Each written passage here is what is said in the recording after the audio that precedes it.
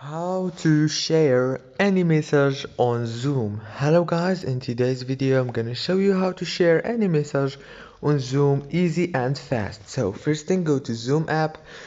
This is the homepage as you can see. Now go to any channel. Now let's say that you want to share this message right here. All what you have to do is go to those three dots, click on them like this, and then choose share. Click on share, and now you can share it to any contact or channel you have.